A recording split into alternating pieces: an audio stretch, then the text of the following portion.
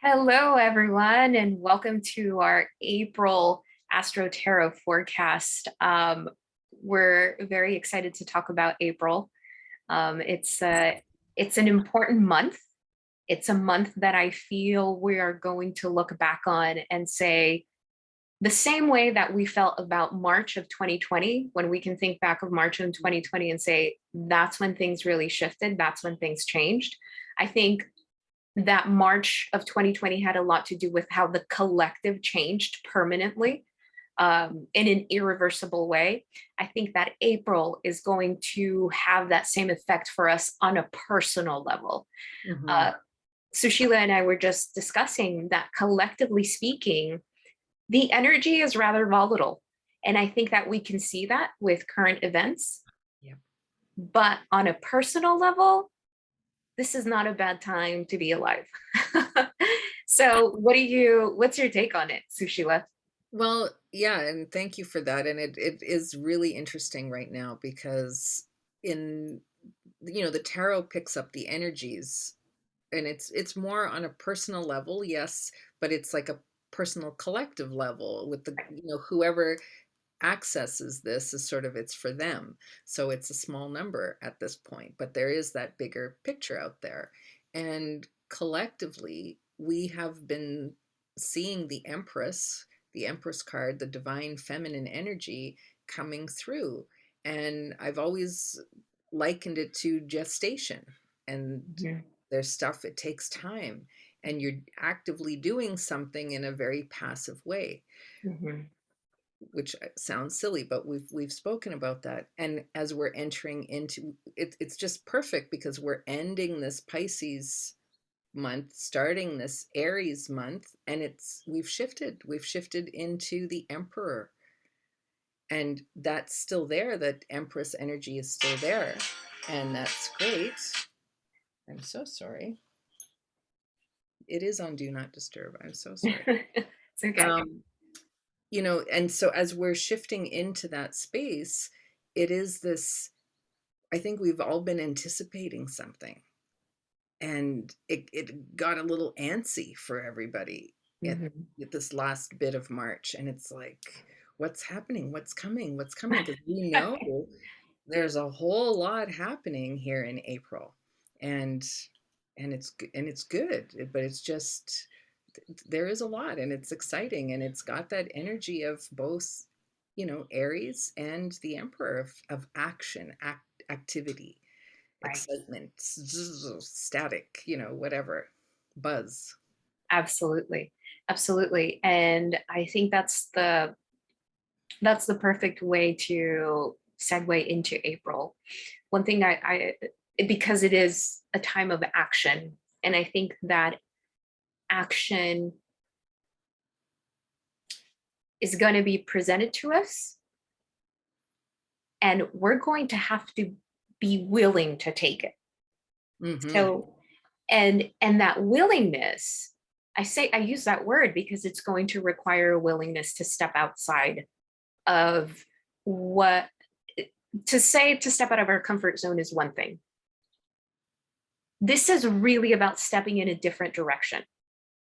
This is really about understanding that this isn't like, well, I can move into a different job and kind of trot along in the same way. I've done this before. This is like, no, this is either a completely different career and you're going to have to be willing to do it completely differently. And it's for our growth. It's for our expansion. So one more thing I want to mention is that even though we're in Aries energy, we're in Aries season, excuse me, as we start April, Pisces energy still plays a massive, massive, ginormous role in all of this energy. The difference is that how we felt Pisces in March is going to be very different than how we feel Pisces in April. Pisces in March was very much about the more dreamy quality aspect of Pisces. It was really much more about dreaming the big dream, visualization, really daring to go there in our minds. April is where we actually give structure and action to that dream. Hmm. So New moon in Aries on April 1st. This is not only the first new moon of the new astrological year, but it is the new moon before the first eclipse of the year.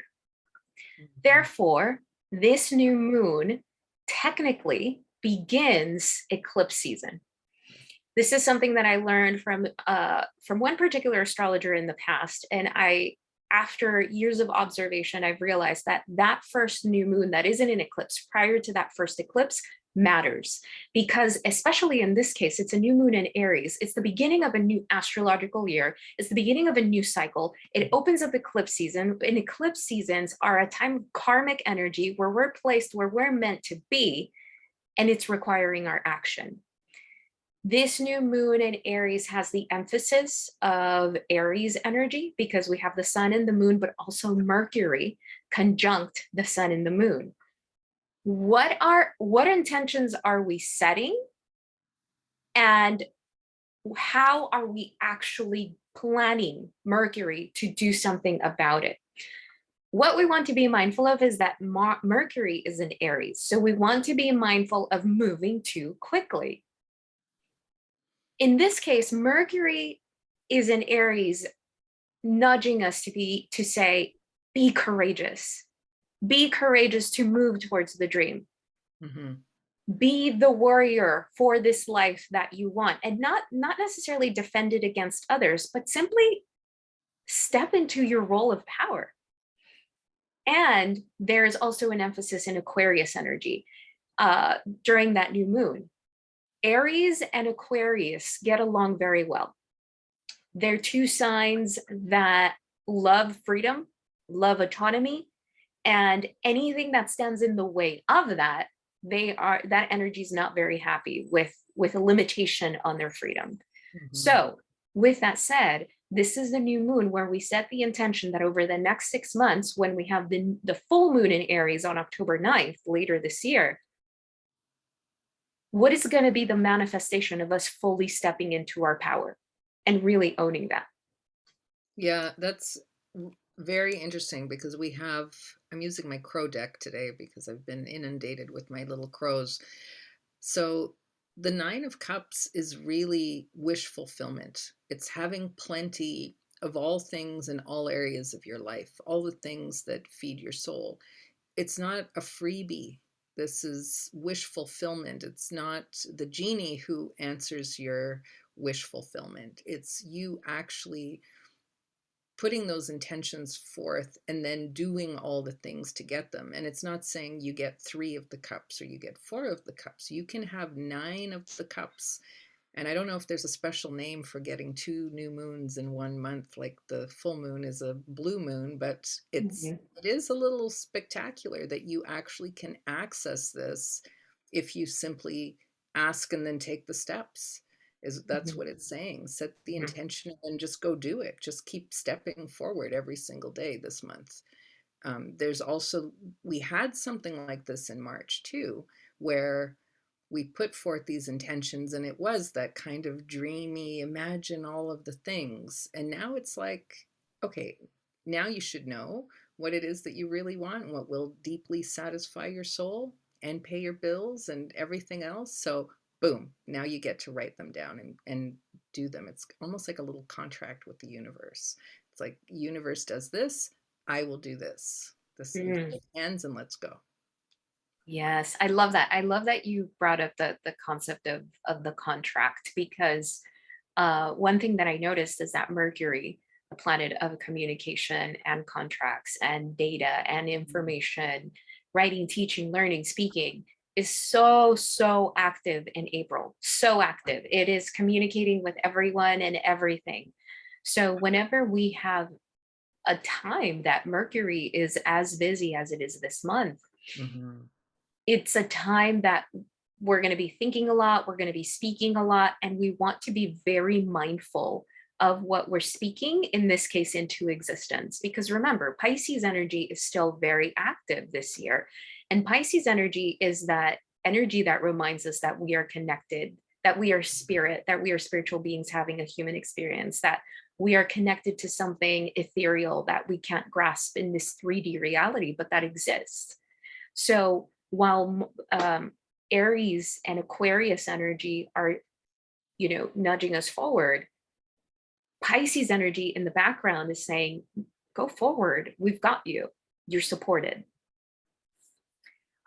Speaking of Mercury being active this month, on April 2nd, we have the sun coming together with Mercury in Aries. So this is important because the first Mercury retrograde of the year was back in between January and February. Mm-hmm. And this was when Mercury retrograded from Aquarius back into Capricorn and back in Aquarius, whatever that meant for you then.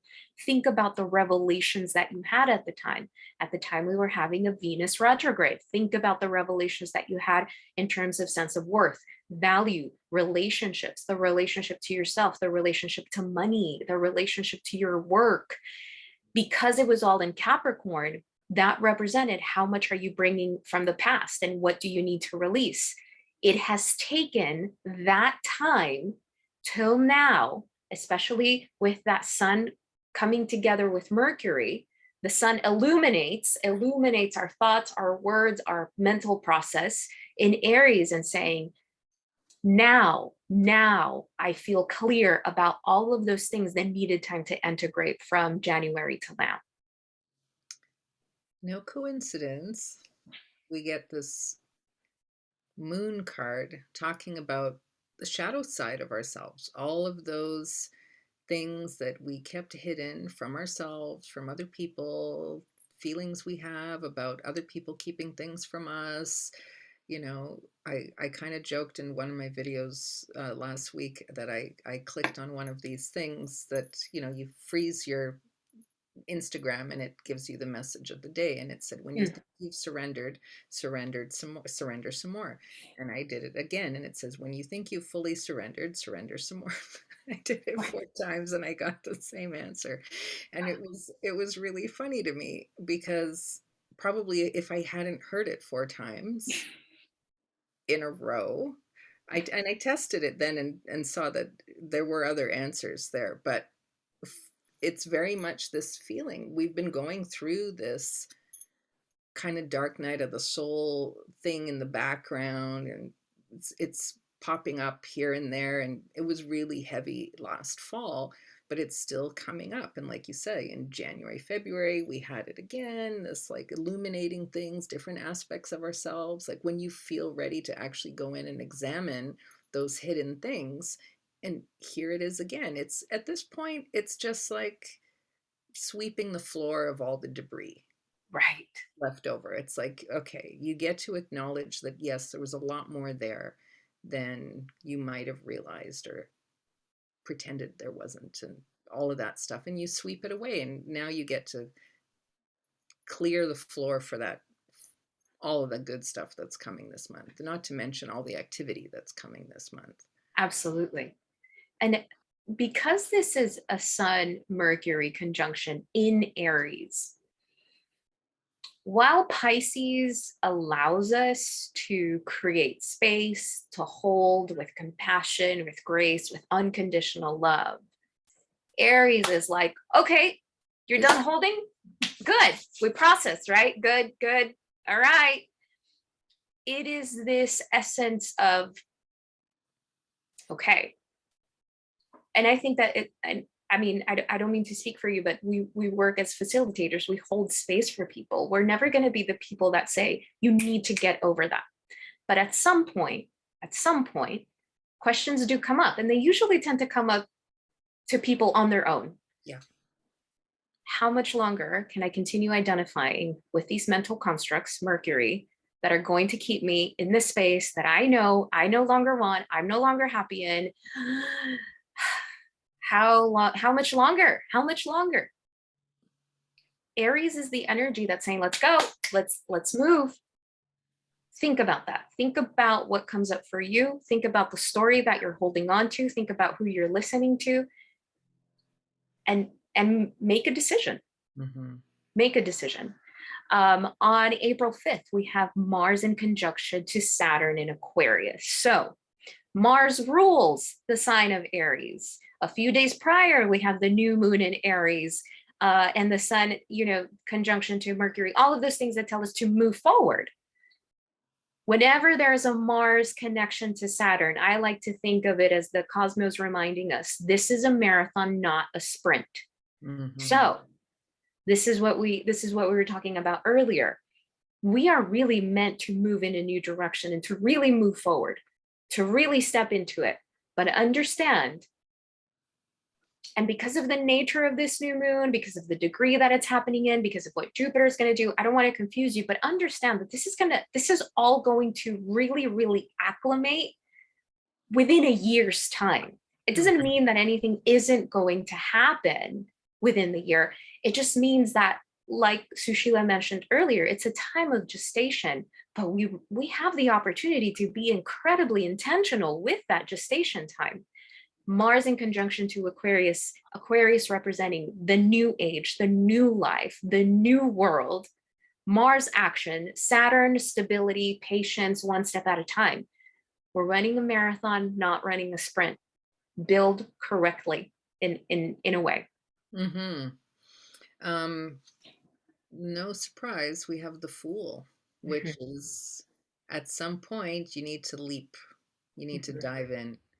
And there is a risk. There's always a risk with that because we don't know. We don't know what's coming. And we've just come out of this moon energy with the tarot of like you say, how much more do I need to clear? And Aries comes in and goes, just sweep the floor and start dancing already. We'll get the music going later. And this is the Fool. It's you're just kind of like, there's no point waiting anymore. Right. It's like there's some stuff that just needs to happen. And I'll let you talk about Venus entering Pisces on the same day because it's those two cards are kind of connected, what I've got here. So right. So that leap, that understanding, and Venus and Pisces is just, Venus represents our desires, the way that we relate. It represents what we find aesthetically pleasing. So when we think of those things, for me, finding my life aesthetically pleasing, it's not just about the way things look in my home. It's just about that when I look at my life, everything and everyone in it is in it intentionally. And that is pleasing to my eyes because I know what it's like to live a life where I'm in it and it doesn't feel like it's intentional. It doesn't feel like it's by choice. And now, because Venus plays such a massive role this year as well in Pisces, Venus loves being in Pisces. Venus is called being an exaltation in Pisces. Why? Because Venus is soft energy and Pisces allows it to be soft. Pisces is almost the permission to dream big, to be soft, to be creative, to dare to dream the bigger dream. The difference is that Venus is about acknowledging that desire, that thing within us, acknowledging the dream, owning the dream. Because at the end of the day, Venus is also about ownership. How do we own the life that we want to see? How do we live life intentionally? So I'll show you these two together. So we've got the Fool and we also have the Two of Wands. And the Two of Wands is all about planning. So this is having that leap of faith. Dive in, like you've done enough information gathering and goal setting and research and development and mentorship and talking and thinking and Googling, all of that stuff, just go. And then with it, this is the very early phases of that inspired action. And it can be in love, it can be in your home, it can be with finances, it can be in all of these areas that, Venus works with, influences. But it's really like you're not biting off more than you can chew, but you're taking that step. And I always think of this like because it's wands and it's inspiration and it's fire energy, the Three of Wands is like you're ready to paint a picture of what your life looks like. And the Two of Wands is like the step before that, where you go, okay, well, I'll go buy a canvas and I'll go get my paints and my paintbrushes. So it's like a pre-planning before you actually paint that landscape of what things look like.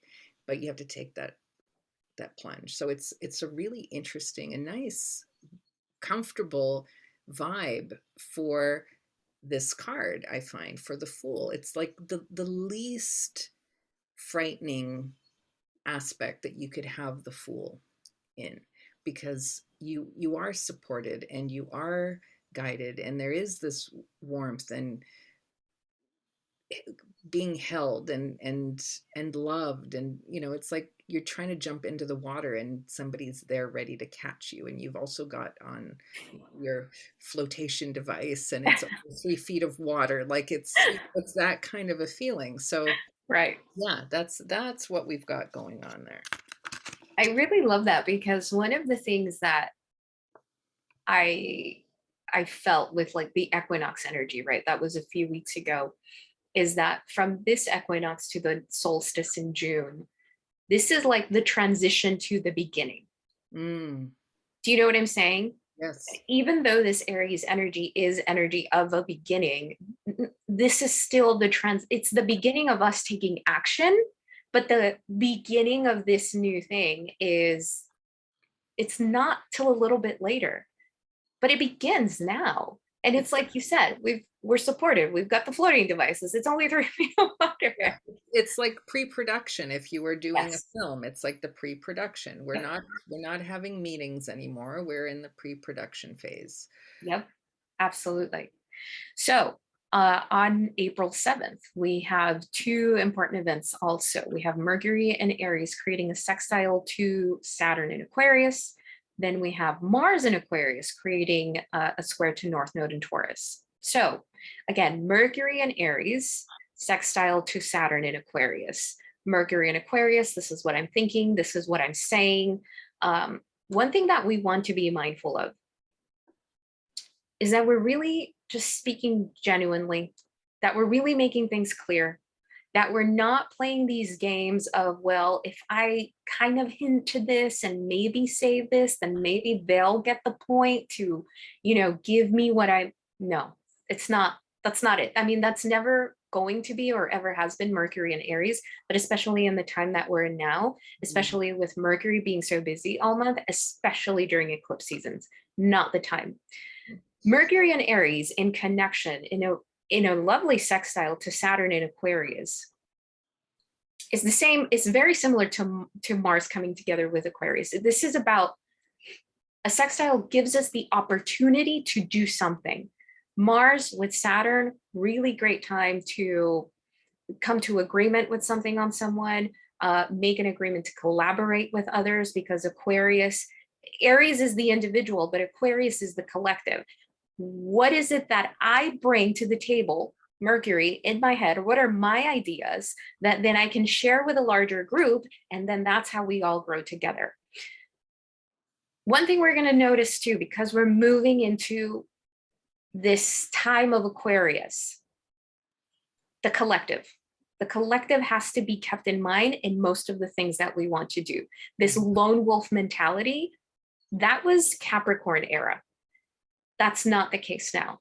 So Mars in Aquarius, also squaring the North Node in Taurus on March 7th, can represent us wanting to just do things on our own and coming to a block. And understanding, we work better in a group. We work better in collaboration. Why? Because we are part of a responsibility in being alive at this time, that we are able to kind of make positions for ourselves and create our own reality, is that we also help others along the way, is that we also inspire others to do the same along the way. So be mindful and understand that this is about something greater, whatever that something greater is. and that this is the way of growth at this point. Well, you're going to laugh at the two cards that came out. Okay. And if whoever's watching this, if you have not ever joined before, this is the way it works when we do this. We do not discuss how these things line up, but they just do. I So, never know the cards before we actually record. Never. yeah. So we have the Hermit and we have the Two of Cups. And in this case, the Hermit is about, it's not about running off and isolating yourself. It's going within, finding that little piece of illumination, holding true to it, sitting with it, knowing that it's really your truth. And then you go out and you mix with people and you collaborate with this little golden nugget that you've got, and you exchange it with someone else. And it's heart focused. It comes from that place. So the Hermit has a lot of integrity. It's not like, there are negative aspects to the Hermit where we run off in isolation or we withdraw and all of those things. But in this energy, it's not that. There's a certain amount of independence where you come into your own. Mm-hmm. You value what you bring to the table, but then you come to the table Mm-hmm. and it's reciprocal, and it's healing, and it's compassionate, and it's progressive and positive and nurturing. So Right. it's a really interesting duality It of is. energies of alone, not isolated, but independent, focused, um, not self-centered, but inward feeling. Mm-hmm. Find the nice little light that you have, and then you go back out and you share that little Right. light, and somebody else goes, oh, I have light too, and then you mingle. Right. Yes. And it's really interesting. I think one thing, again, another thing that we want to be mindful of is a lot of times, and this is something I'm noticing, people withdrew, people went into their cave, people were the lone wolf because for a long time they were in an environment or with a group of people that just wasn't their people, Yeah. right? They were in an environment that wasn't the environment that they really wanted to be in. So when you come to the realization that that's what was happening versus deeming yourself a lone wolf, Mm-hmm. can you make that distinction? Maybe I just wasn't in the environment I was meant to be in, and that served its purpose. We've learned the lesson, all of this stuff. But if I find myself with a group of people where we're jiving, where we're bouncing ideas off of one another, where we encourage one another, where we feel excited about talking about the same things, all of a sudden that's different. That's one thing that I've been finding is that it's like just earlier today, I was on a call with a client. It's like, I swear off the corporate world. Well, think about that. The corporate world also has to exist now in a very different reality. They have to adjust. They're gonna have to adjust whether they like it or not. So do we now take what we've learned about ourselves and incorporate that, make the environment different, and understand that we're not going to go back to where we were. Things are bound to change. And that's where we are able to now find our groups of people, our creative groups, our whatever it is. Mm-hmm.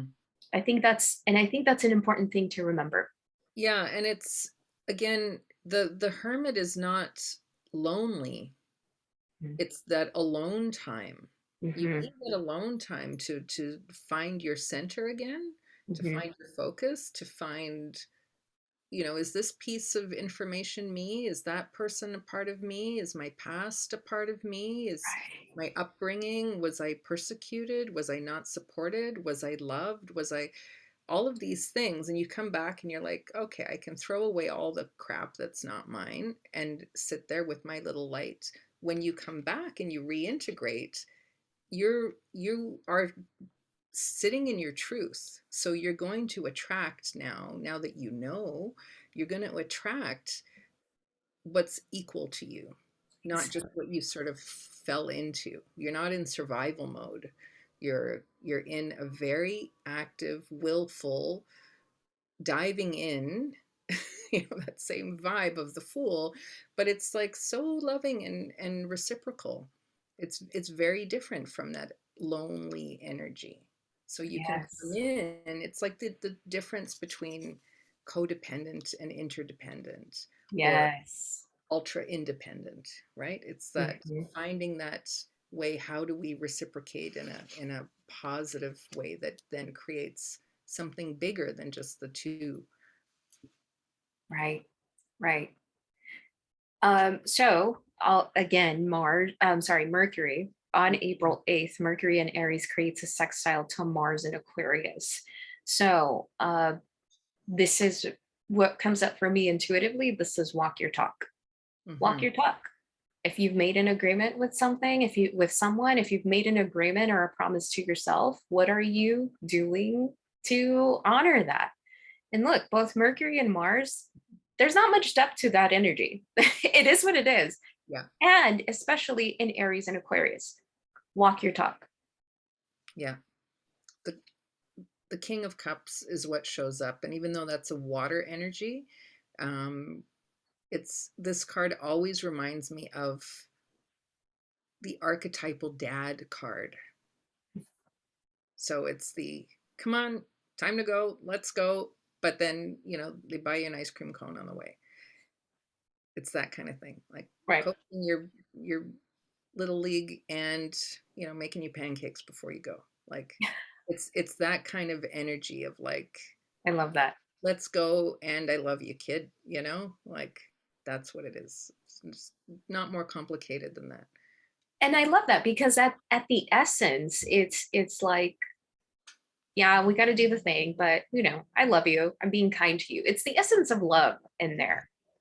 And I think that whether you are walking your talk because you made an agreement to someone else or to yourself, it's really there's an essence of love in there. There's to keep promises is to live with integrity is the essence of love. Yeah, And and then so to showing up in the difficult times. It's right, like there are difficult times, so you can make mistakes too. And that mhm, King of Cups energy is there like, yes, well, I can still hold your hand while you make mistakes, and there are still consequences while you make your mistakes. And so we just tweak these behaviors and we get better. That's all. right, right. On April 10th, again, Mercury in Aries, as it's on its way out of Aries, it squares Pluto and Capricorn. So, on an internal level, this I feel can be the pain that we feel for not keeping promises to ourselves. Um, in relationship to another, this can represent being called out on that, or us calling someone else out on, hey, you're not meeting your end of the bargain. You're not walking your talk. Hmm. Now, this is a day where we want to be really mindful of our words, want to pay attention to the internal narrative. Pluto in Capricorn is still very forceful energy. Mercury in Aries has no filter. It's fire energy. So a square is a 90-degree angle that is known as a hard aspect. But Hmm. I like squares because they tend to be the catalyst for change. They tend to be the catalyst for some kind of action. So if this catches you in a place where you are not keeping promises to yourself, the internal pain is going to feel so big where you're going to have to ask yourself, okay, do I want to continue feeling like crap? Or do I actually want to do something about it so that I keep that promise to myself? Again, this very type of all or nothing, no BS energy. Again, Aries is very much like that. Capricorn energy is very much like that. And Pluto and Capricorn represent the lessons that we have been learning so hard the last 2 years. Hmm. At this point, we know, at this point, things are clear. So be mindful that if you're on the receiving end of someone's harsh words, that they can also be experiencing something within themselves as that. So projection, I think with this particular aspect is very possible. Mm-hmm. So this is a very Capricorn card, the Ace of Pentacles. It's all about practicality. There's no, somebody can get angry with you, but it's not personal. If you said you were going to do something, then you're supposed to do it. That's all. It also goes into all the things that you've asked for. If you're going to start something and it shows up and you say no now, it's gonna be a lot more difficult to get that back. So all the energies for the whole month so far are leading to this. It's the first sign of something very practical, not falling in your lap, but it shows up. You've asked for it. Here it is. Now you said you were going to, are you gonna? You're going, "Meh." Uh-huh. You better stick to it and go for it, because this little Ace of Pentacles turns into all the pentacles, all the opportunities, all the practical stuff. It sets the tone for, your interactions with the people that you're dealing with. Those Two of Cups, people are like, oh, yeah, oh, I met so and so. It's nice. And we liked each other. Yeah, but what are you going to do at the end of the day? Are you going to just let it fall apart or go back to bad patterns and habits? Or are you going to stand firmly and in a practical sense and not in the floaty space, and Right. actually follow through on the stuff? So it is the beginning of something. Like you say, it's the catalyst for something, and that's what the Ace of Pentacles is. It's a really powerful grounding energy for creating something that you really, really want, Mm. not just for your heart, but in your life, like in a big impact sort of way. So yeah, you have to be clear at this point. Yes, I love that. And I love that you mentioned something that you want to create for your life that feels big, because the next day on April 11th, Mercury again, it's almost as if on the 10th, it's like a check-in point. Yeah. And that check-in point, it's like, okay, where are you? Right? If we're on track, if we're keeping promises to ourselves, it's like, okay, it's there's still a little bit more work to do. If not, you're going to get called out on it some way, somehow, right? On April 11th, Mercury enters Taurus. So, entering Taurus, it's slower energy, it's practical energy, but Taurus is ruled by Venus. Again, Venus is creativity, is desire. Taurus is what is mine? What do I own? Mercury, being in Taurus, is I own my word. Again, this sense of keeping our word. Mhm. Mercury is very active, and I think it has a lot to do with that, owning our word, living with integrity within ourselves. Mercury in Taurus is this is I have almost like a luxurious type of uh very out of the box idea for me of what I envision. The Mhm. Taurus never stops being the sign of practicality, consistency, consistency in our words and our plans and what we do and how we do it every single day. Taurus energy is really good about consistency. And Mercury is entering that sign. That's where we're going to have the first new moon eclipse in Taurus at the end of the month, which we'll talk about in a second. But this is where Uranus is at. This is where the North Node is at. Mercury entering Uranus is about really getting with the program and that clicking in a very real way. So we have the Page of Cups, and the pages are very mercurial in their nature because they're Mhm, messengers. mhm. And it's typically a more youthful, quicker, communicative kind of energy. And being in Taurus here, this is again like it's lighter. It's a little bit lighter than that Ace of Pentacles. It's maybe slightly more playful. It's kind of like, okay, we said be serious, but you don't have to be that serious. Like, just because we said you have to have integrity doesn't mean you can't crack a joke in the middle of the day. Like, it's Right. kind of reminding you of that. Like, you can have integrity, do all the things that you say you're going to do, and still keep it playful, Hmm. still be in that space of manifesting, of being able Right. to create and stay grounded. And so it's combining those two things of like, it's not, you don't want to be a workaholic. You also Right. want to just goof off all day. So Right. it's reminding you to balance out that check-in that happened the day before. It's like, Hmm. okay, you've signed up, you're going for it. Yes, good. You've checked all the boxes. Wonderful. Now, here's your lollipop.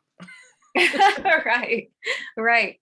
Because we also have to remember, and I'm really glad you brought that up, that Taurus, again, is ruled by Venus. And Taurus is an energy that I feel that one of the gifts of Taurus in the zodiac is to teach us what we really love, and we get to do that. And what we really don't love, then we're allowed to say no to it.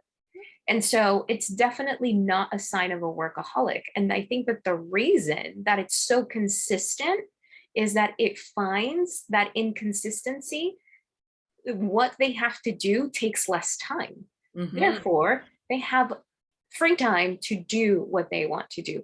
It's this clarity of, again, what do I really want, and what don't I?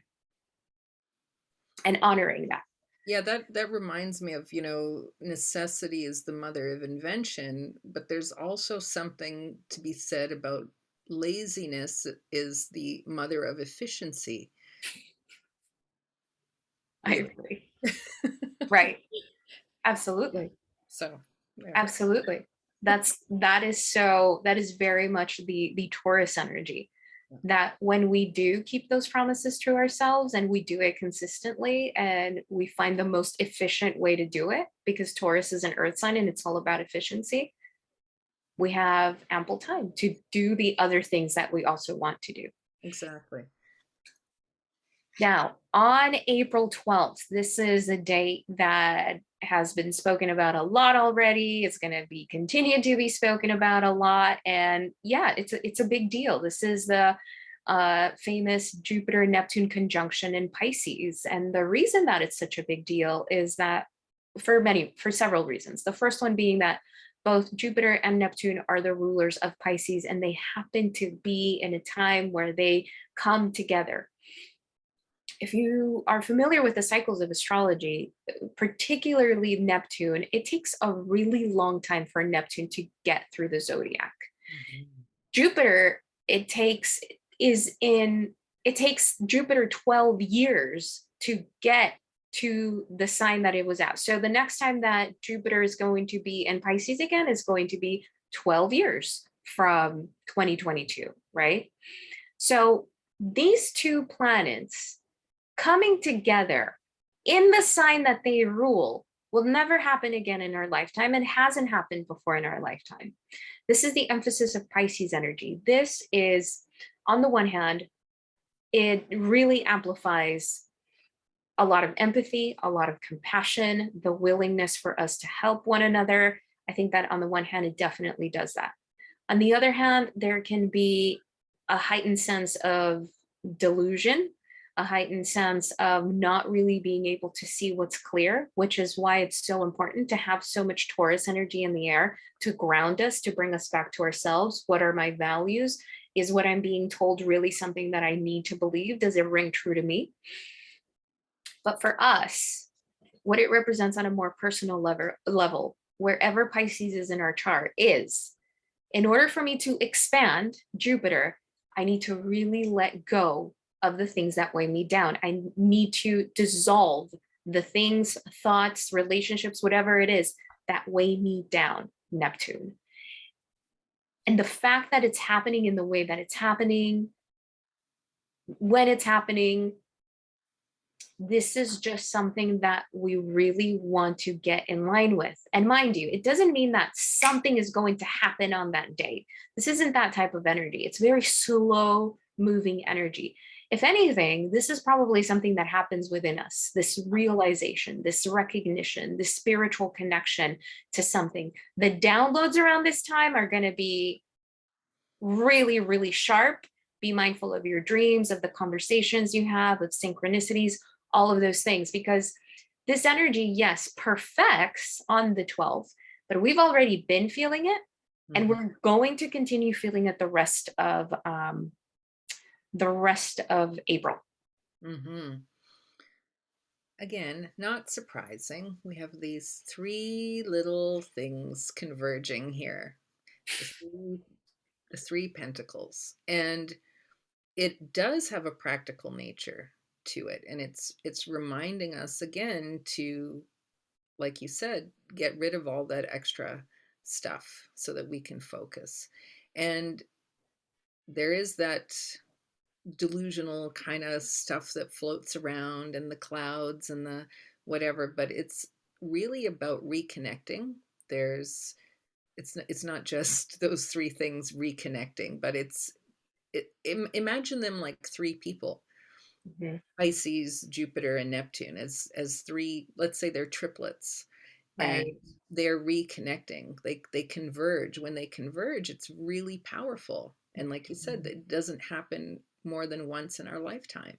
Mhm. So we have this opportunity, and this is a very community oriented opportunity, but it's the practical focus again. How teamwork, what is your role in the collective? What is your role? How does the collective play a role in your personal goal system? Mhm. All of that, partnerships, alliances. Where do you put your effort? Is it compassionate? Is it helpful? Are you participating in things for ego versus the greater good? Right. All of that stuff needs to fall away. And so it's a good day for meditating to clear up all that. The extra stuff in this case is like the ego driven old way of doing things. Like, how do we actually amplify this sense of community from 3 to 6 to 9 to 12 to whatever? Mhm. It's that kind of feeling, and it's a very positive card. It's really about, um, it's the next step. It's We're taking all these little steps, so we're building. It's building blocks. We go from the 2 to the 3 in a very practical sense, and it's supportive. So we're looking for supportive forms of reconnection with this. I like that. Like that's really well put. I think that it's important to understand that because there's such an emphasis in Pisces with both of its rulers and its sign, this isn't just saying, okay, I'm not going to work in that way anymore. And Mm. I promise, like pinky swear, right? We have to understand that Pisces is the last sign of the zodiac. Mhm. Again, this is an aspect that we've never experienced before, we'll never experience again in our lifetime. This is a shift of consciousness. Like if we're resisting working together, we're not going to get very far. In essence, we are healing. Pisces is very much the energy of healing. We are healing the wound of separation Yeah. in a really, really personal, palpable way.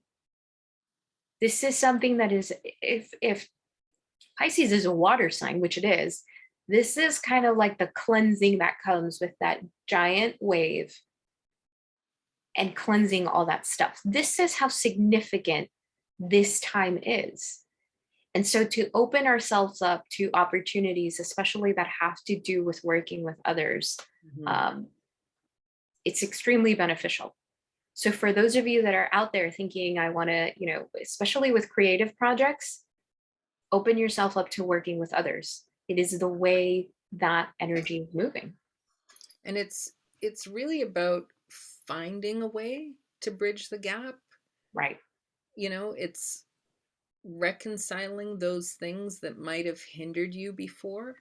And that Pisces energy can be very emotional and all those things, but it's like finding the best of all of these elements to create that amplification Hmm. of whatever it is, because that opportunity is not this big of an opportunity is not coming by again. Mhm. So it's again, everything that we've said so far with integrity and, wish fulfillment and setting your intentions and sweeping the floor and taking action or whatever. It's like this is just another step in that process. And Right. it's like, how do you bridge the gap? And I've spoken about this a lot. It's easy to bridge gaps, little gaps with things that are similar. Right. The bigger picture, the bigger healing pictures, how do you bridge gaps with things that are not? And so that's part of that lesson. That's huge because what you said is to that we have to reconcile within ourselves. I think that's a lot of the message that Aries and Aquarius are sending. Hmm. Reconcile, we know. And it's this fire that's lit under us, and I think Aries is going to do a really good job at that. Okay, the next day on April 13th, Neptune in Pisces is going to create a perfect sextile to the North Node in Taurus. So, therefore, Jupiter is also, it's just that this is just Yeah. so happens to be in perfect degrees. Look, everything we just talked about in the last couple of minutes is connecting with the North Node in Taurus. North Node represents the evolutionary point that we're meant to aim for right now in order to grow.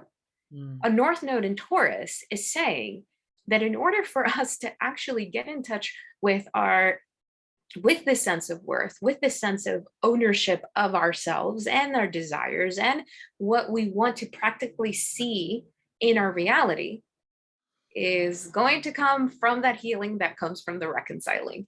It, we're turning a page.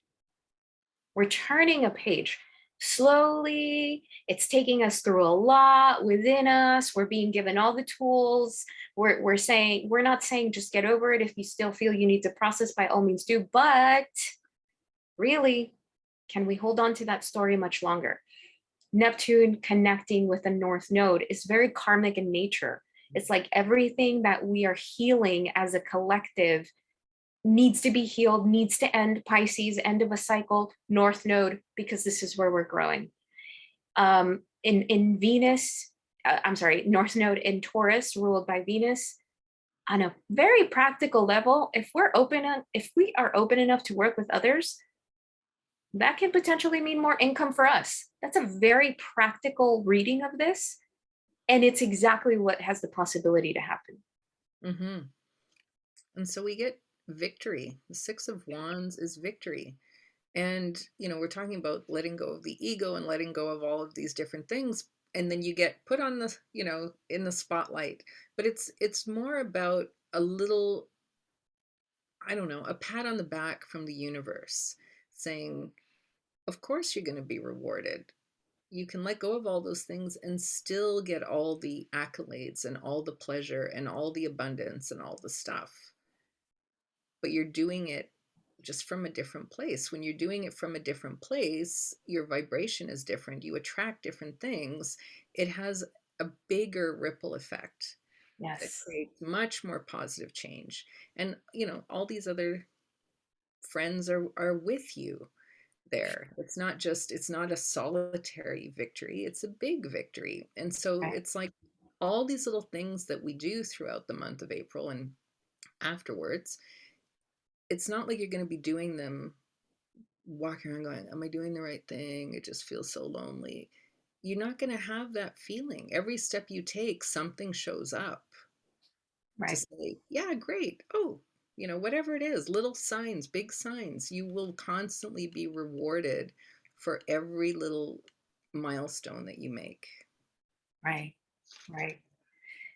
Um, on the 15th, April 15th, we have Mars entering the sign of Pisces.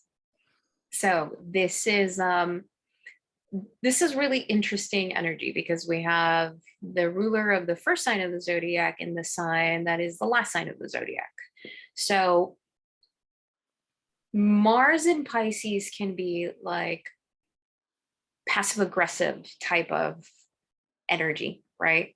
You're not being direct but you're being passive and you're kind of insinuating. This is what we were talking about earlier. Don't fall into that space of the energy. Be mindful of that. But on the other hand, Mars in Pisces is really great energy, again, to put fire under that creativity, to really move forward with the dreams, with the things that we're aspiring. I feel that Mars in Pisces is also going to add this element of kind of flowing much more than forcing. And flow implies trust. You know, we can't genuinely flow if we're like, I'm going to flow, but wait a minute. I'm going to flow, but wait a minute. Wait a minute. Like, it's like we're going down the stream, but we're like, no. No, it implies an inherent sense of trust. And look, this is something actually that I talked about yesterday with another group of women. It's like, especially in the wellness space, or, you know, the spiritual space, it's like, all you have to do is trust and it'll happen. That's not what we're saying. And I don't think that we've ever really delivered that message. It's about, remember, if you meet the universe halfway with practicality, Yeah. the universe is going to meet you halfway with that which we call magic, which essentially it's not that magical. It's just the way that we work, that we co-create. And I think that Mars in Pisces really adds to the element, or reminds us of that co-creation. We have the sun. Mm. We have the sun. And in this deck, look at the crow is riding on the back of this white horse moving forward. They're cooperating. There's sunflowers growing. There's this amazing energy. It's the bringing together of strange elements where, you know, like you said, the first and the last, they're sort of superimposed on each other. But it's a fiery energy. It's like amazing things can happen. You know, the sun can do amazing things. Yes, you can also get a sunburn. Yes, you can also get drought. But generally speaking, the vibe of the sun on a sunny day, it's that energy. Like, Right. great things happen. And it's like that warmth, that abundance, that all that good stuff.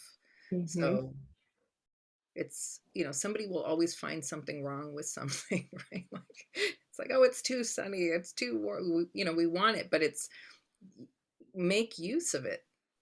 The Right. sun is coming, and that day feels like that to me. It feels like a very sunny day. And yes, the, you know, maybe on the negative side it could be that passive aggressive, but then it's like the sun is shining on it, so you can open that up and like bring those issues out.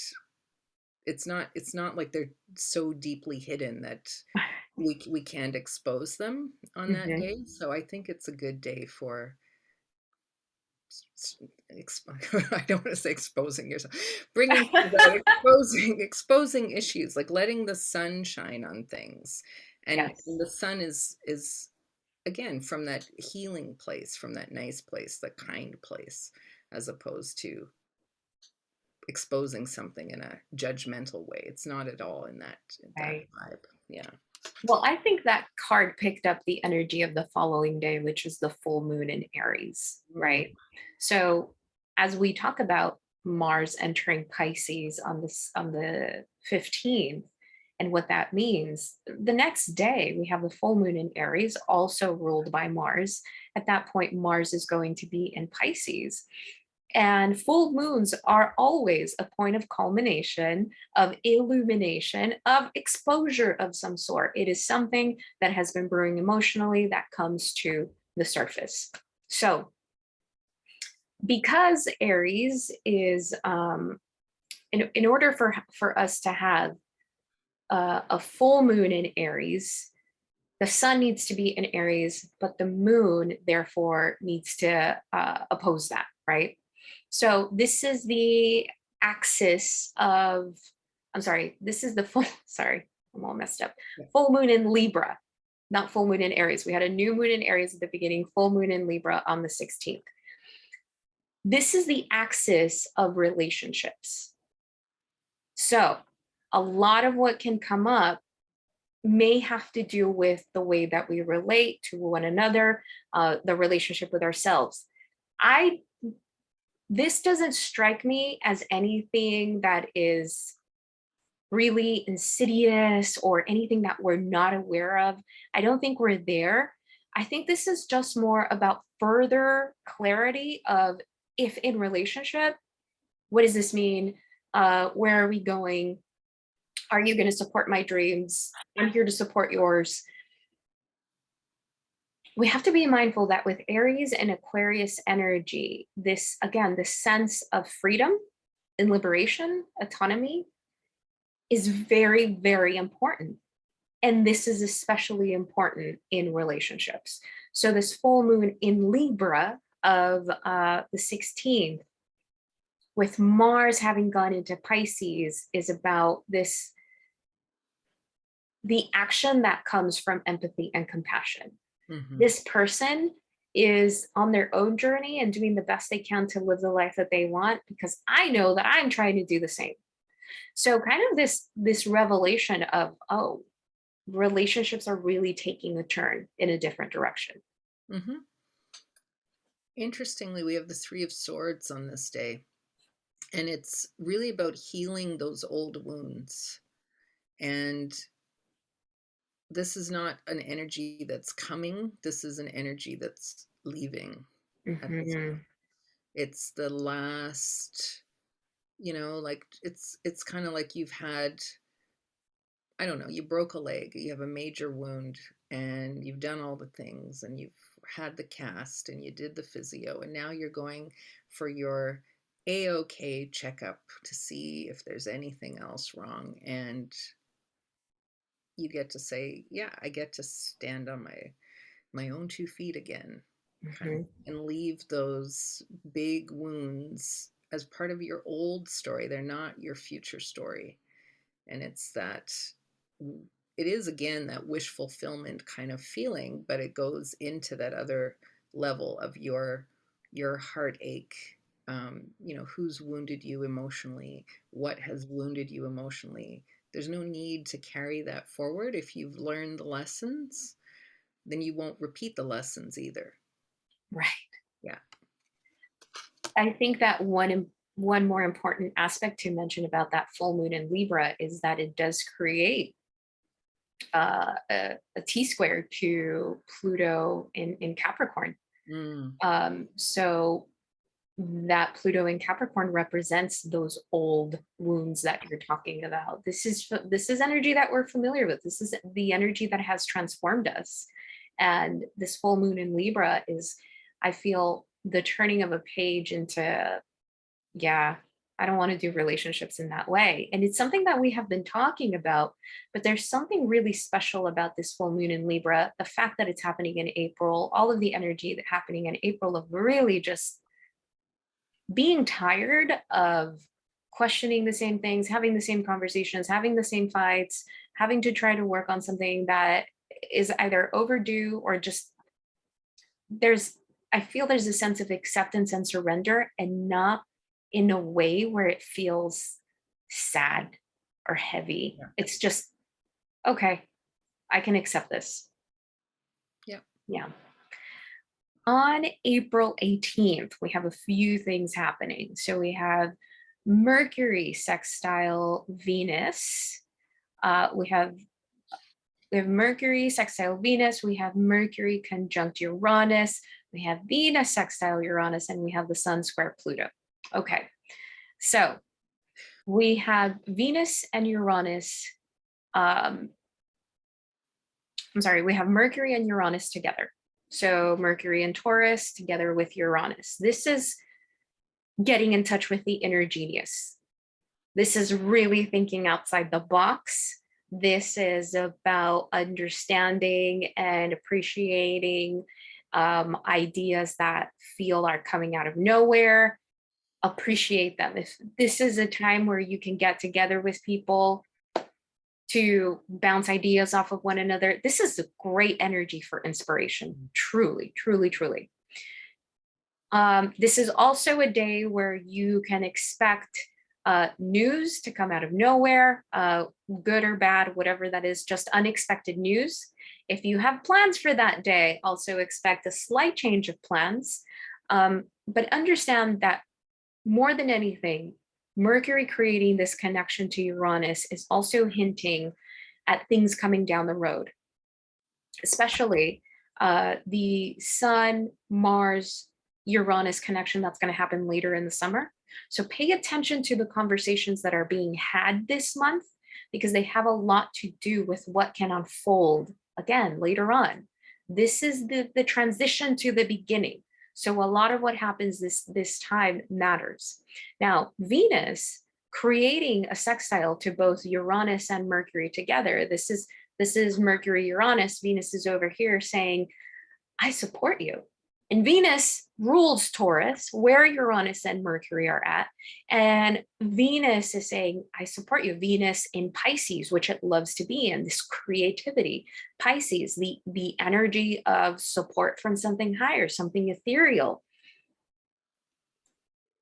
To me, this is just lovely energy again, to trust and to move in the direction, to trust the conversations that are being had. Obviously, in good Taurus nature, yeah, make sure you know what you're reading, make sure you know what you're signing. But other than that, this is great energy. Mm-hmm.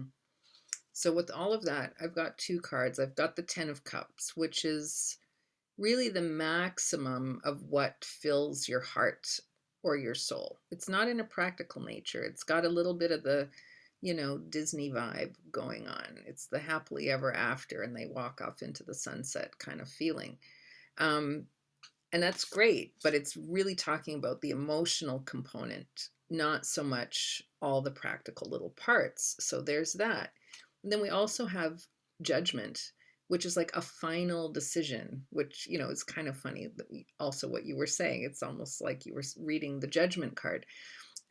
It's neither good nor bad. It's just, this is the way it is. You've been waiting for an answer. You've been waiting for something. Here it is. Here's the decision, or here's the final step in your process. So this is the part that's very practical here.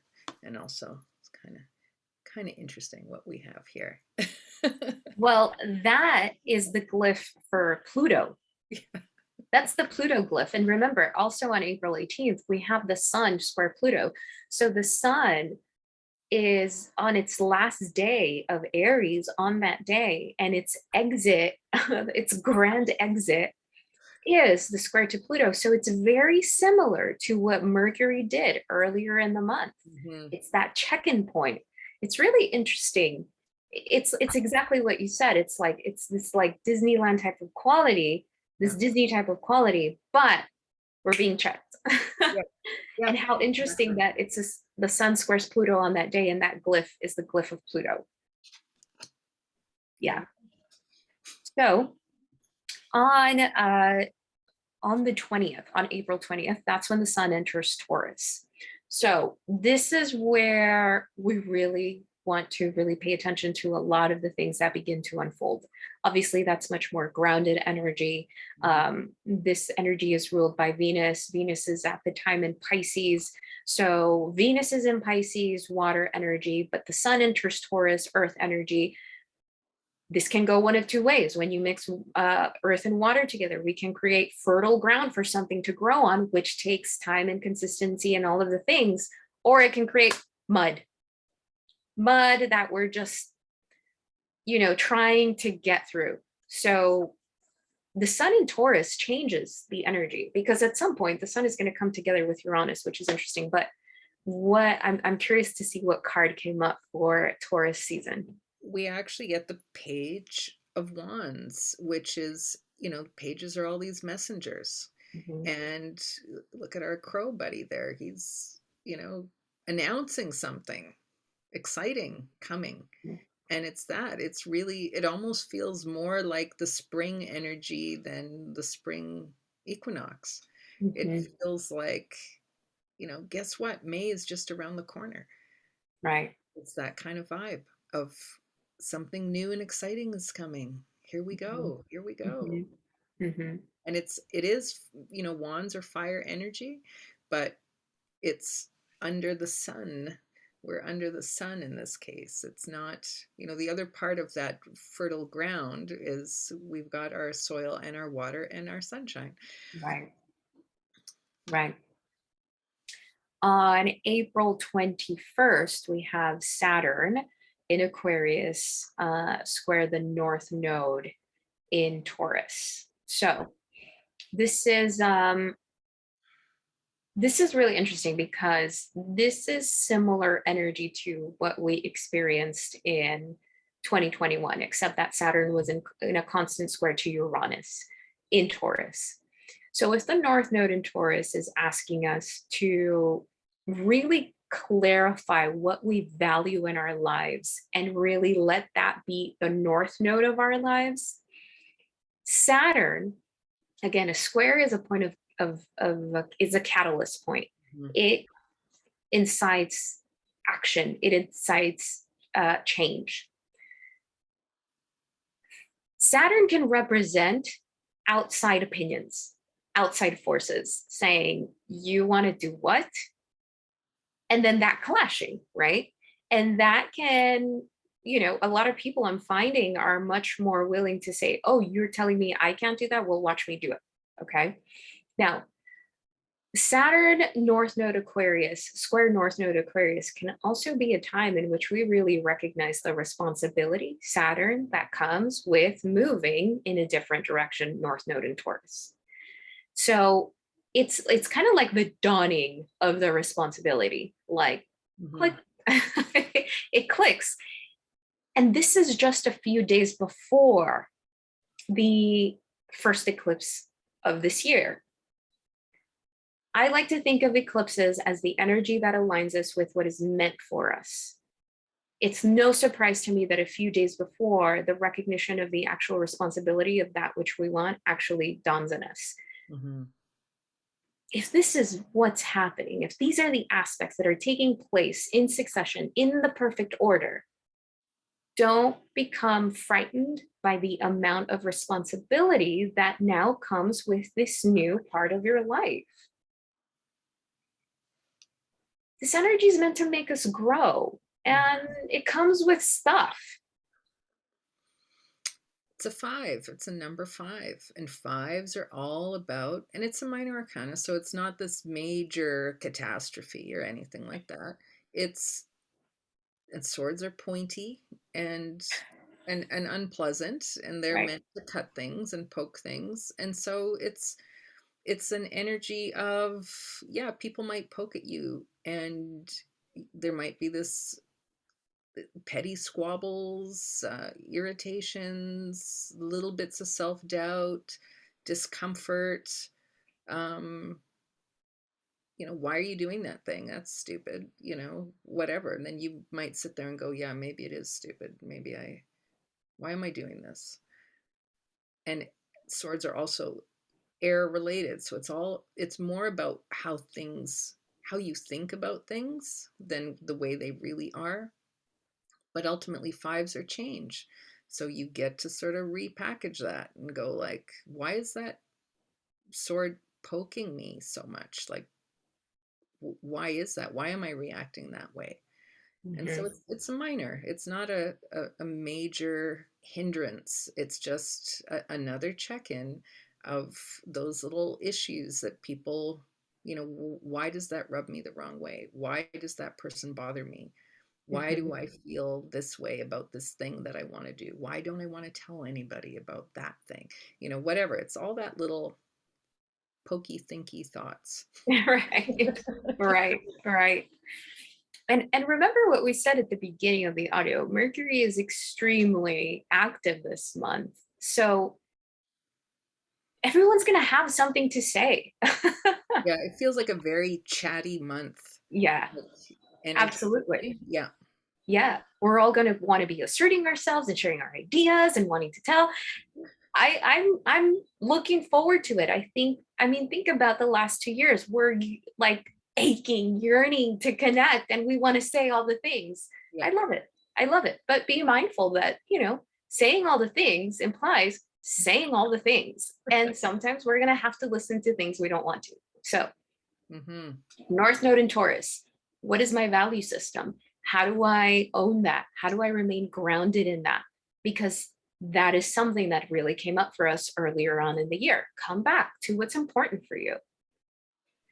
Now, on the 24th, Mercury again does all kinds of stuff. Mercury is conjunct the North Node in Taurus.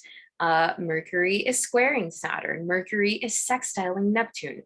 I love this because we have this like, the only element we're really missing here is fire, but that's okay. Mercury North Node, Taurus. Mercury square Saturn, Mercury in Taurus, square Saturn in Aquarius. Mercury sextile Neptune, Mercury in Taurus, connection to Neptune in Pisces. So we have earth, air, and water. So earth, so Mercury connecting with Neptune and Pisces, water. This is my imagination. This is the picture. Mercury connecting with North Node, earth. Taurus, practical steps to move forward. The square to Saturn. Look, this could also be doubts that come from us. Saturn in Aquarius. Again, Aquarius represents this new order, the new way of life. Saturn does represent insecurities in the zodiac. So I really want this thing. I have this idea. I have this vision. And I have someone who's going to help me. I have a group of people that I'm going to work with. But what's the but? But can I really do this? But is this too big for me? But remember that Taurus is practical, consistent, small steps. Taurus has absolutely no desire to move quickly. And that's a gift. We don't want all of these things to come at once, because look, the fact of the matter is that at this point in time, energetically speaking, we don't really have the bandwidth to hold how big these dreams can actually be. I got the fire for you. So, the Queen of Wands. Love that. This queen is all about the inspiration and the fiery, the feisty, all that kind of stuff. The downside is sometimes you do have to fake it till you make it.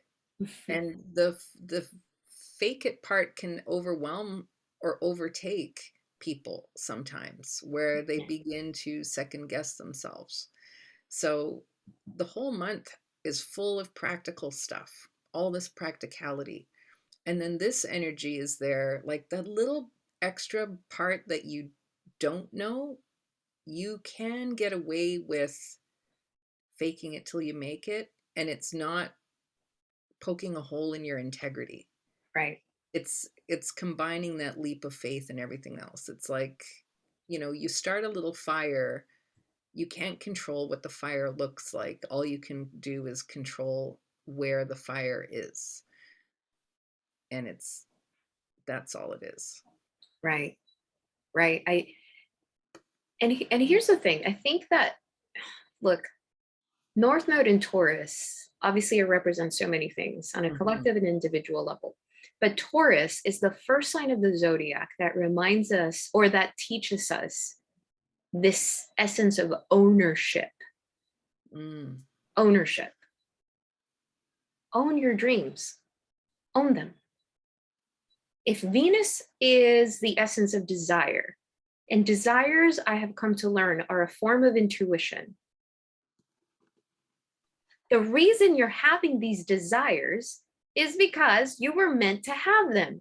And if you brought them into this lifetime, this human that is you in this moment is meant to see them come to fruition. Yeah. There's a magical element of the Queen of Wands. It is fiery. It's pulling in whatever the element of the sun into whatever it is that you do. There's that, how did you make that magic happen? Like, you think of, how do you start a fire? It is kind of magical. It is a weird thing. It's like such an odd phenomenon. Right. We don't know how it works, really. Like, something's combustible, like whatever. Wow, look, whatever, however you did it. Right. magnifying glass or a piece of flint or whatever. And so there's that, like, once you know how to do that, you don't question it.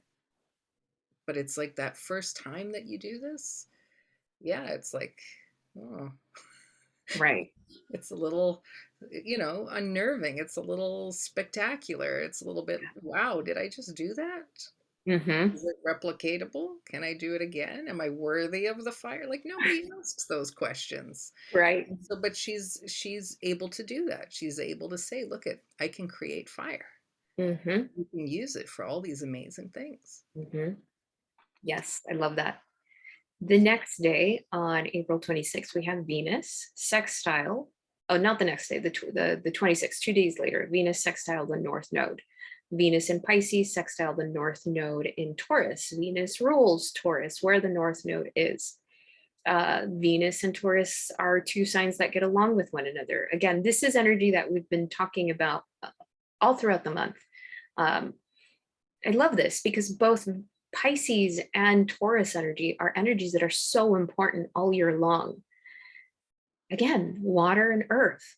We're creating fertile ground for something, Mhm. fertile ground for something. And Venus in Pisces is, again, that vision, the desires, the wishing, the tuning into that part of ourselves that knows that is much more supported than we have ever acknowledged before.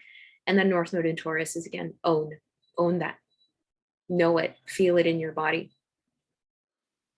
So we have this little bit of, I know he looks like roadkill there, but crows are funny and they do lie on their backs and do funny things. But it's a little bit of spiritual R&R Yes. in there. Um, it's, yeah, it's self-care and taking time out, but in this case, the energy is very much like going back into that spiritual place of Mm-hmm. Mm-hmm. realigning again. We've been doing all this, running around all month and showing and doing and check boxing and cashing in and getting the little gold stars. It's like, hey, yeah, take a little break. It's Yeah. a little break day, and yeah, it's nice. It's a nice reaffirming kind of energy in that process.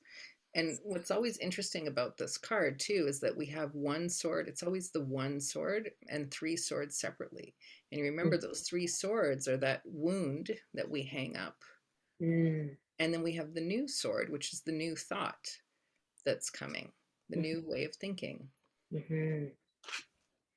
I think it's really interesting. It always amazes me how the cards just intertwine with one another, because this one definitely picked up the energy of the 27th, which is Venus and Pisces conjunct Neptune in Pisces, which is exactly what you said, spiritual R&R. That is a perfect R&R day. Pisces energy, I mean, great for meditation, get facials, massages. If you can take the day off, by all means do. Also, great day to talk to your therapist or your coach. Allow all of these things to land somewhere because this is a lot of water energy. Venus, a personal planet, Neptune, a transpersonal planet. It it can feel like a very emotional day. And sometimes we do need that. Sometimes we do need to wash away all of the fears and the insecurities, and it needs to land on us like, holy shit, I'm really daring to do something really different. And that sometimes touches us, but it touches us because something is moving inside of us that's acknowledging that. There's an acknowledgement of the end of a cycle and the beginning of a new one. And that can be very emotional.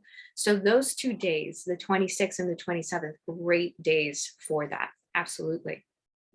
And I've got the world, which is, it comes after this. After you do that, Oh, you yeah. get you get this big opportunity. You get the stuff moving forward. You're looking ahead now at what's coming, and it's not little.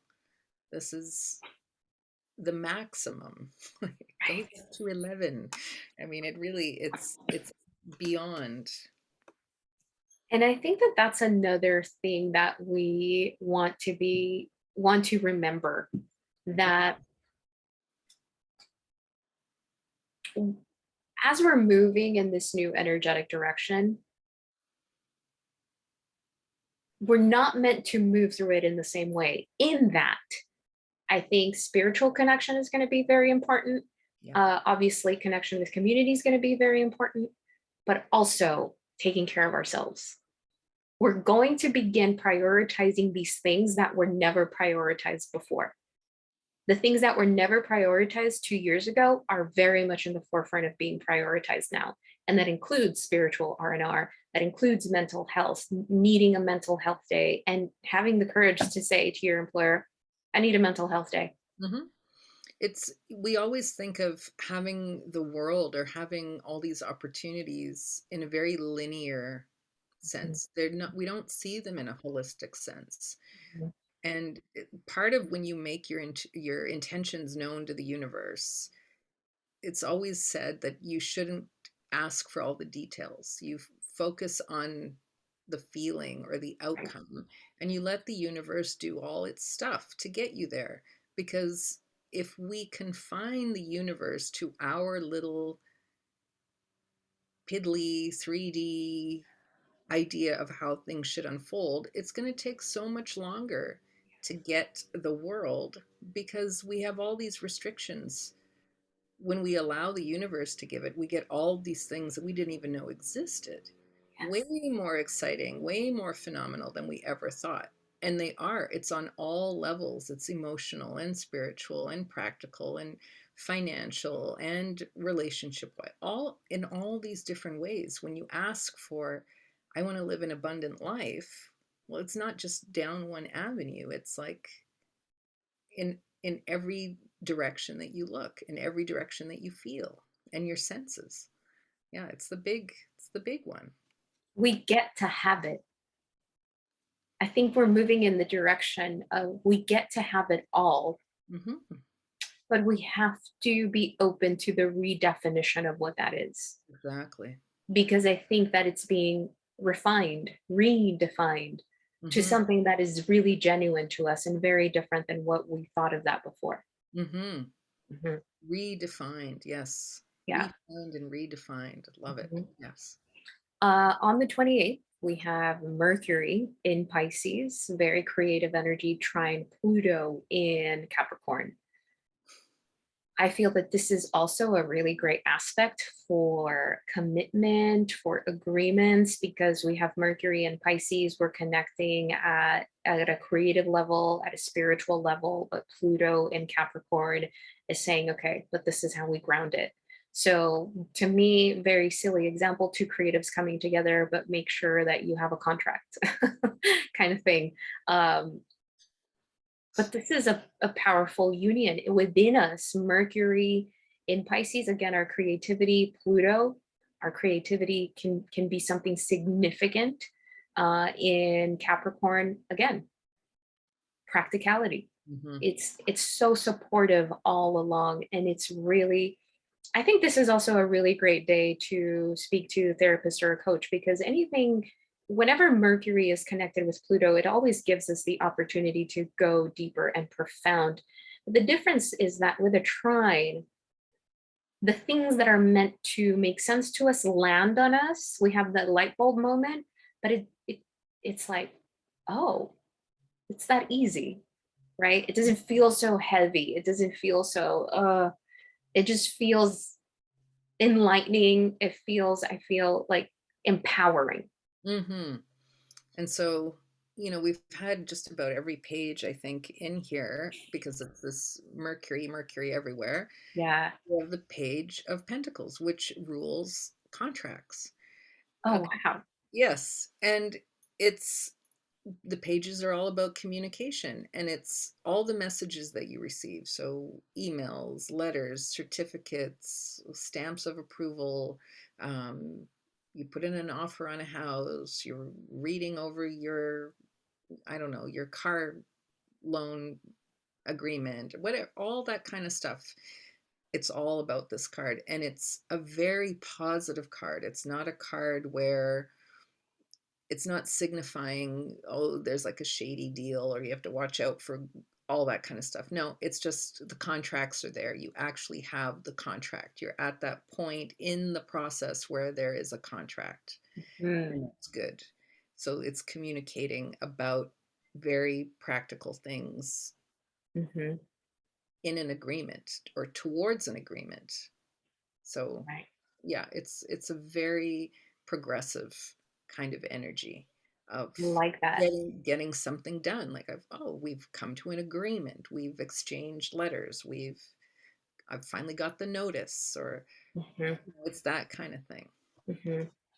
And because at this point, uh Mercury will be in Pisces at the 29th degree of Pisces, and Pluto will be in Capricorn at the 29th degree of Capricorn. This is definitely, I love what you said, that this is just now part of that process. It's like we are ending something, uh, and we are moving on to a different phase of it, right? So I find that really, I find that really interesting. Yeah, it's a very good grounded energy with this Mhm, card. It's not, mhm, even though it's communication, it's not flighty or opinionated or anything. It's like a very practical aspect to the communications that you're having. mhm, mhm. Absolutely. Okay, so on the next day, we have Mercury entering the sign of Gemini. And so we have this interesting dynamic of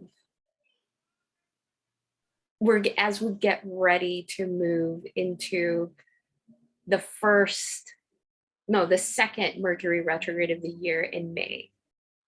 And so be mindful that anything that is spoken about, you might have to review at some point. So Mercury in Gemini, Mercury is going to feel very at home in Gemini. It's the sign that it rules. So it's more information, more working of the mind, more communication. Yeah. We have the Seven of Cups, lots of options.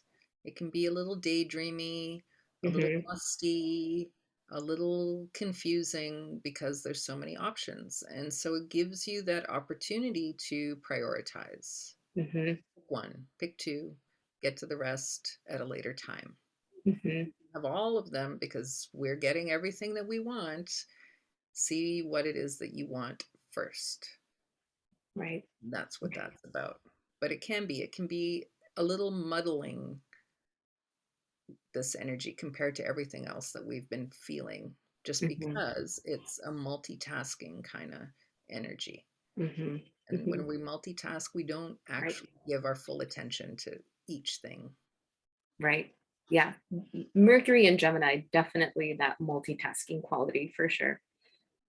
So finally, we end the month. We end the month with a bang. It's the new moon eclipse in Taurus, that is at 10 degrees Taurus, I believe. Yes. And at the time, Uranus is obviously still in Taurus, but it's going to be at 14 degrees Taurus. So this is a new moon eclipse, which by itself, any eclipse energy has the power of three, in this case, new moons. If it were a full moon eclipse, it'd have the power of three full moons. Because eclipses have this quality of karmic energy, we're aligned with what is meant for us, not too far away from Uranus, which is saying what is meant for you is not really what you're thinking is meant for you. So keep an open mind, which is exactly what you were talking about earlier. If we remain open to what the universe has for us, It's it like, is, yes, our 3D mind is just has no idea, no idea. But on that same day, a part of the configuration of this new moon eclipse is Venus coming together with Jupiter. So in Pisces. Jupiter rules Pisces. Venus loves being in Pisces. They're coming together. Venus and Jupiter actually get along lovely in the zodiac. So this is like besties who haven't seen each other in a few years. Like they've been in their own quarantine and now they're coming together, and it's like they're going on vacation at the sea. And the new moon in Taurus, it's like they're enjoying the sun, they're catching up, they're having drinks, they're really excited for the future, they're sharing all of their dreams and aspirations. And just to keep going with this, it's they're being open to what the universe has to offer. And in the support of one another, it's like, I'm not so scared to be so open to the unexpected because I have support. So I have two cards for this. We've got the Hangman, our funny crow, hanging upside down with cherry blossoms, which is what I've got happening here in Vancouver right now. Exactly this scene. The Hanged Man is always about a pause. There's nothing detrimental there. This is a little pause just to get you to look at something from a different perspective. That's all it is. And it's a Pisces card. It actually rules Pisces. And then we've got Justice. And justice is about reaping what you sow. So when you've got these two things together, you get to look at something from the other perspective and balance out your vision. You know, we're looking at everything we want, how it pertains to us, how does it fulfill us, all of those things. And then whoop, you get flipped upside down and you go, oh, so this is how it impacts them.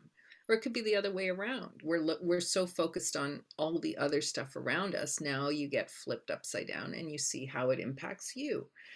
Either way, it balances out at the end of the day. That eclipse is a very balancing out energy with all of that. Everything is, you know, like you say, everybody's going off, you know, they've been separated, they get to come back and play.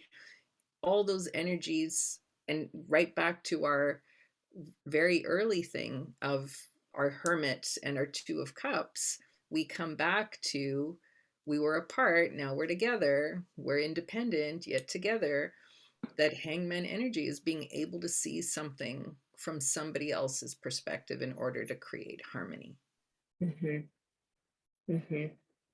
Absolutely. And it's kind of magical. And while you were talking about the very last thing there, I have those other cards that sort of create like a headline. And the card that flew out, are you ready for this? Yeah. The theme of the month, basically, honesty. Very close to integrity, really. And it says, on the back, it has its little thing. And it says, love, compassion, and truth will heal the present situation. Oh, wow. Be honest with yourself. Discover what it is that you truly desire. Then speak your truth clearly. Always speak with love and compassion, and know that the truth will never harm anyone when spoken from a place of love. So there's a little elf in the corner writing this while we did the whole Right. Right. clearly. Yeah. I love it. I love it. I'm personally excited for April. I am remaining open, and like a true Capricorn, that can be kind of hard sometimes. But I have come to appreciate and remember how incredibly pleasantly the universe has surprised me before in ways that I couldn't have imagined, because our minds are just that limited, and that's okay. It's okay to acknowledge that and to say, you know what? All right, I'm open. And if there is any time that we want to be open, is especially during eclipses. Yeah. It's, you know, I think of it kind of like you go to a restaurant and you were told they have really good food. They have your favorite dish, whatever that is. You've never tried it before. And you go there and you see it on the menu and you order it and you have a certain expectation. I want the whatever, whatever. They make it really good here. And then you get it and you're like, wow, I never had it like this before. They've put this and they've put that, and there's something, something, something. And it's spectacular. It's kind of that way. You put in your order with the universe and they give you back like top chef version of it. Mhm. Yeah. Absolutely. And all that it asks in return is that you continue to be aligned with that desire and continue to honor it and hold it and do your end of it, meet your end of it. Be nice to the server, pay your bill. Right, Yeah, right. yeah. Don't And be obnoxious. Yeah. right. Exactly. Yeah. And welcome it. Let's see what it brings. I can't wait to talk next month and see what came up. Yeah, absolutely. Well, Yeah. it was lovely connecting with you again and everybody else who watches us. Thank you. Yes. Thank you all so much. As always, my pleasure. I'll see you all next month. Thanks.